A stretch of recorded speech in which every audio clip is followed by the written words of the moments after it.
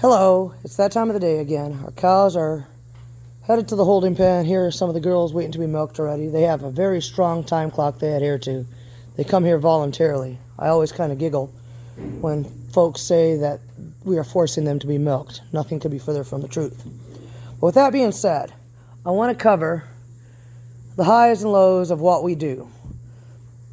It almost is obligatory that I start out saying something about the markets. We are very much, I don't know how to particularly put this because victim sounds like I'm saying poor me. That's not my intention. We are at the mercy of the markets. So we may be making $27 milk with low commodity, low input one day and really pulling ahead, and then the next time a world market may shift, supply and demand may flex, a border may close, somebody may get sanctioned, you never know, and all of a sudden, bam, the markets fall from underneath us. And that COVID epidemic is just case in point that you never know what's going to happen. And it can go from good to bad in a real fast hurry, from making it to going broke. So as a general rule of thumb, we always plan for the worst and hope for the best. With that being said, the pros are absolutely that I get to spend every waking moment I have with these beauties.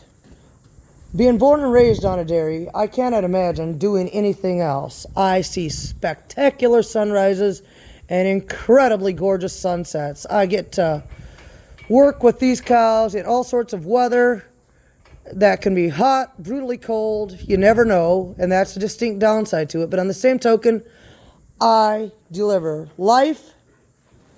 I hear the crooning of a newborn to its mama. I see those first weak little steps as they get to their feet. I see mama take off and start rolling, start producing, her body condition return. On the downside of that, I am also the one that usually is the call that ends their life, either headed toward a coal ring or ending their life on farm. It's a life of extreme highs and extreme lows, but it's one that I won't trade for anything.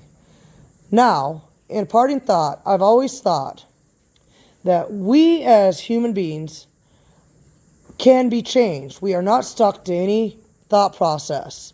So if we have a negative way of thinking, it's simply as easy as changing our minds and saying we're not going to think that way. If a negative thought comes in, I'm going to tell myself, nope, not going to do that today. What is that benefiting me?